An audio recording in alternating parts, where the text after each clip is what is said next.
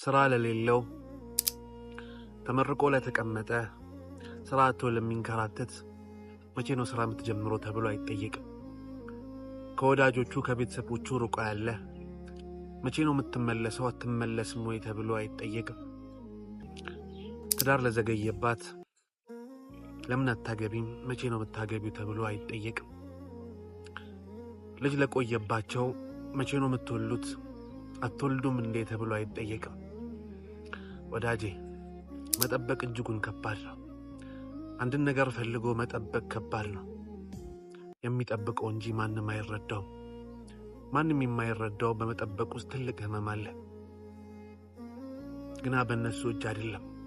በእነሱ እጅ ቢሆን ኖሮ ያደርጉት ነበር።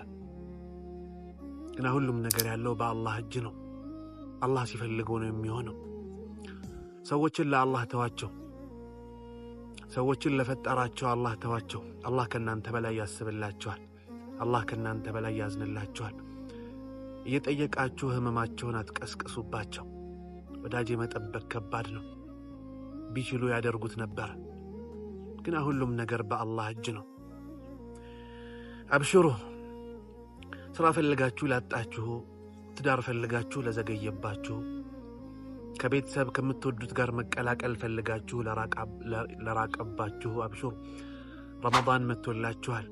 ምኞቶች በሙሉ የሚሳኩበት፣ ዱዓዎች በሙሉ የሚሞሉበት፣ ፍላጎቶችን በሙሉ አላህ ይሁን የሚልበት ታላቅ ወር ረመዳን መጥቶላችኋል። ልባችሁ ይጠገናል። ሁሉ ነገር ይስተካከልላችኋል። ፍላጎታችሁ በሙሉ ይሟላል። እናንተ ብቻ ለረመዳን ተዘጋጁ። ከአላህ ጋር እርቅን ፍጠሩ። ልባችሁን አስተካክሉ። አብሽሩ። ረመዳን መጥቶላችኋል። ፍላጎታችሁ በሙሉ ይሟላል። ምኞታችሁ በሙሉ ይሳካል። አብሽሩ። ረመዳን መጥቶላችኋል። አላህ ረመዳንን በሰላም ያድርሰን። የምንጠቀምበትም አላህ ያድርገን። አላህ ያስደስታችሁ።